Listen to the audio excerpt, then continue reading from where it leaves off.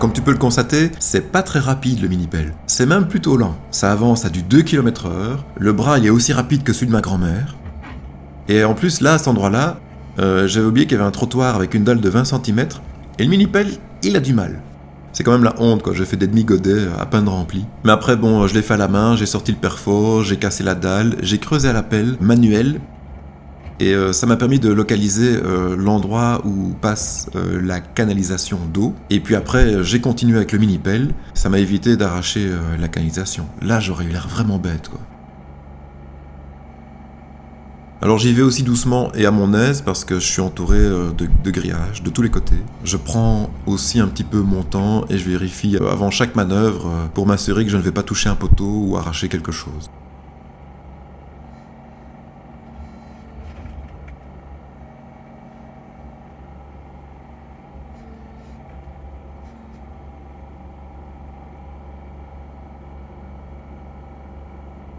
Ça, c'est le résultat après une demi-journée de travail.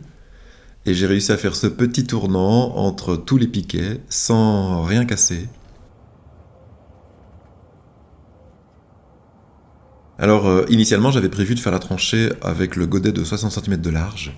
Mais quand j'ai vu toute la terre que ça retirait, j'ai préféré prendre le tout petit godet pour avoir moins de terre à stocker sur le côté.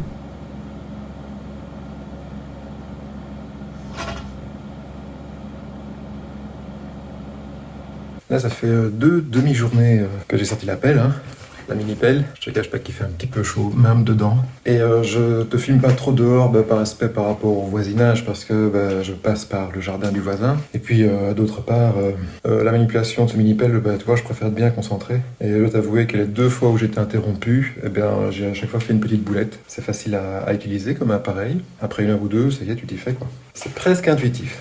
Là, je suis un petit peu fatigué parce que je viens de pelleter, je viens de traverser la fondation pour passer mon tuyau dans la maison. Tu vois ? Et là, on est à 1 mètre de profondeur, ce qui, je pense, est largement suffisant pour passer le gaz et l'eau. Et donc maintenant, je vais mettre les tuyaux dans les fourreaux et je vais placer les fourreaux en plein soleil.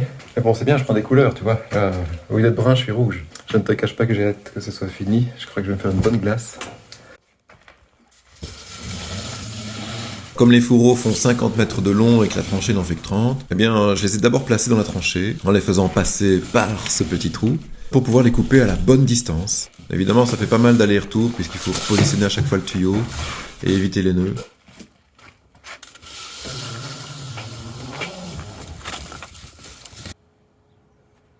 Et au final, là c'est un vrai chantier, quoi. Il y en a partout.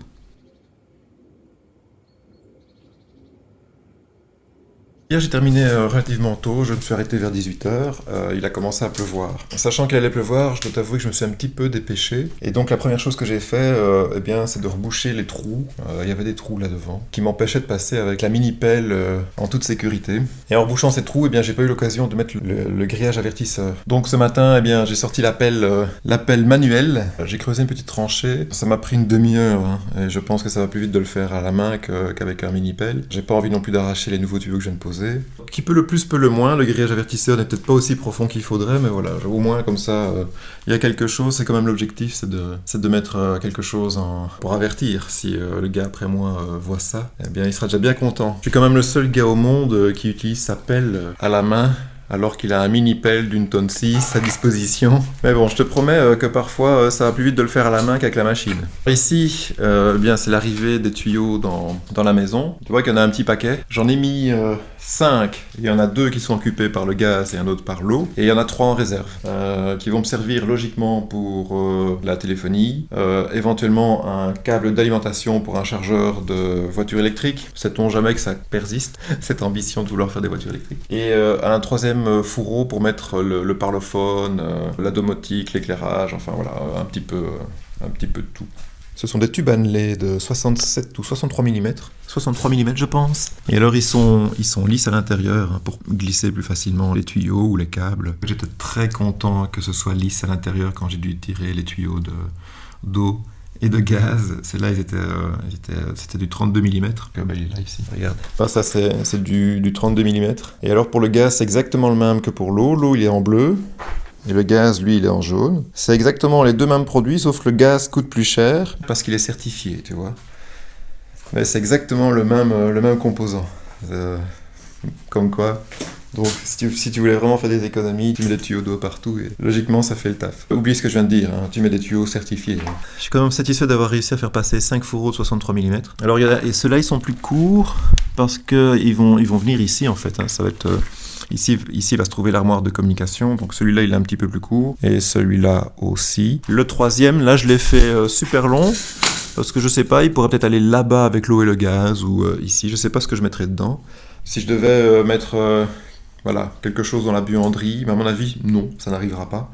Mais comme ça, au moins j'ai un peu de mou pour faire quelque chose. Voilà, j'ai remis mon grillage avertisseur. Maintenant, je vais reboucher ça avec ma petite pelle, à la main. Ça va pas me prendre une demi-heure. Et après, eh bien, j'avance les mini-pelles et je termine de reboucher le reste de la tranchée vers la maison.